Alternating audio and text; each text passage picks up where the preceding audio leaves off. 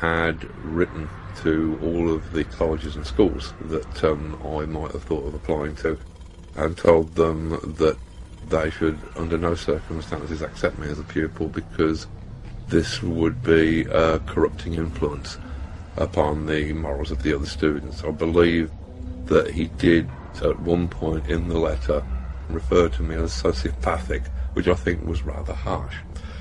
The same thing applied with jobs. Any job that I was applying for meant that I would need a reference from the school, and the references I was getting from the school were kind of the antimatter equivalent of references. Thus, the only jobs that I could get were ones that just didn't give a damn who they employed.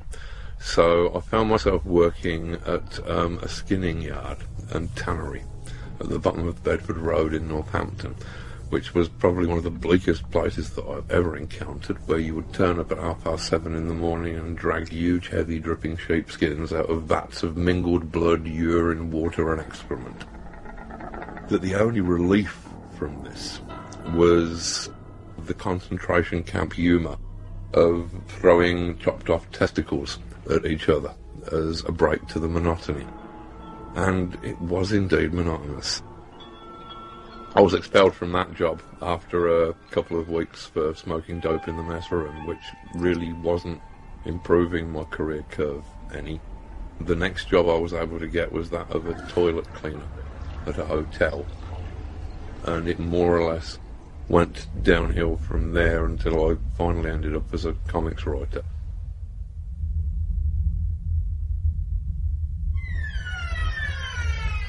Quitting my day job and starting my life as a writer was a tremendous risk. It was a fool's leap, a shot in the dark. But anything of any value in our lives, whether that be a career, a work of art, a relationship, will always start with such a leap. And in order to be able to make it, you have to put aside the fear of failing and the desire of succeeding. You have to do these things completely purely, without fear, without desire. Because things that we do without lust of result are the purest actions that we shall ever take. I originally, having delusions of adequacy as an artist, had both drawn and written some strips for one of the music papers and for a local paper. After a couple of years, I'd realised that I could not draw well enough or fast enough to ever make any kind of career from this. And so I'd started to look into the possibilities of actually writing comic strips for other people to draw. This had landed me a couple of early jobs at places like 2000 AD and the British Doctor Who Monthly and Weekly that were published around that time. I learnt my craft doing very short stories, 3 or 4 pages each, which is an excellent way to learn writing of any sort. Progressed to doing a couple of series where I'd got a little more say in the nature of the material and was able to take more chances, to be a bit more experimental. And these started to win awards in Britain, which impressed the Americans no end. The Americans tend to think that every award is an Oscar, and didn't realise that the comic industry awards are all voted for by 30 people in anoraks with dreadful social lives. And so, as far as they were concerned, if I was an award winner, then I was an English genius. And so they brain drained me to America and set me to working on DC Comics' Swamp Thing title, which caused a bit of a stir and at least made DC trust me enough to give me other projects, again allowing me more or less to write whatever I felt like writing. This led to Watchmen in the middle 80s, and that was one of the books that was responsible for the ridiculous blizzard of publicity that comic books, or graphic novels as somebody in a marketing department had decided by then that they should be called, became popular. I got into the swing of my writing career in the very early 1980s, which was a very overcast time politically. Most of the liberal world was watching in horror the inexorable rise of the Reagan-Thatcher right-wing fuck-buddy coalition, the same time we had elements of fascism starting to make themselves prevalent upon the streets of Britain with the rise of the National Front. And all in all, things were looking fairly bleak. I decided that if I wanted to write about this grim present, the best way to do it was in the form of a story set in the future, which is by no means a new trick. Most dystopian science fiction is not actually about the future, it is about the times in which it was written. And the script that I came up with, V for Vendetta, was no exception. This was set in what at the time seemed an unreachably distant period in the future, which was 1997.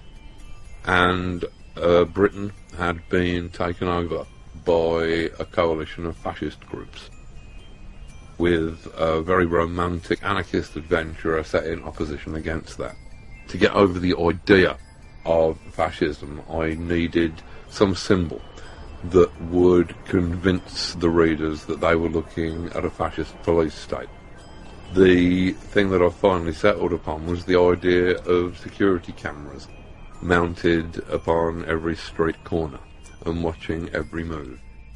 I figured, yeah, that looks pretty much like fascism in action, and the readers were equally impressed, and apparently so were government figures who must have been reading it at that time, and decided that security cameras at every street corner of the metropolis was indeed just what we needed for the late 1990s.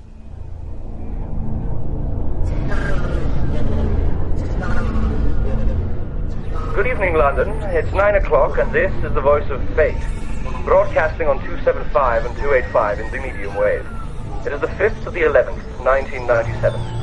The people of London are advised that the Brixton and Streatham areas are quarantine zones as of today. It is suggested that these areas be avoided for reasons of health and safety. Police raided 17 homes in the Birmingham area earlier this morning, uncovering what is believed to be a major terrorist ring. 20 people, 8 of them women, are currently in detention awaiting trial. Queen Zara today appeared at the opening of a new waste reclamation plant in Plaistow. This was the Queen's first public appearance since her 16th birthday in June. The Queen was wearing a suit of peach silk, created specially for the occasion by the Royal Couturier.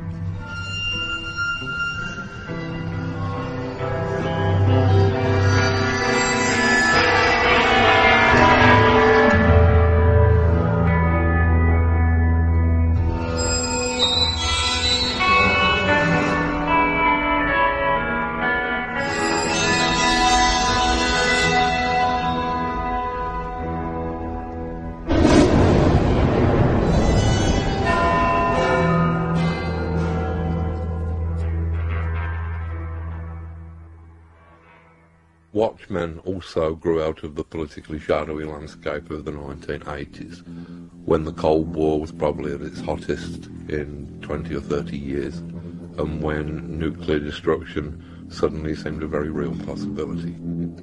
Watchmen used the cliches of the superhero format to try and discuss notions of power and responsibility in an increasingly complex world. We treated these fairly ridiculous superhuman characters as more human than super. We were using them as symbols of different kinds of ordinary human being rather than as different super beings. I think there were probably quite a few things about Watchmen which chimed well with the times, but to me perhaps the most important was the actual storytelling, where the world that was presented didn't really hang together in terms of linear cause and effect, but was instead seen as some massively complex simultaneous event with connections made of coincidence and synchronicity. And I think that it was this worldview, if anything, that resonated with an audience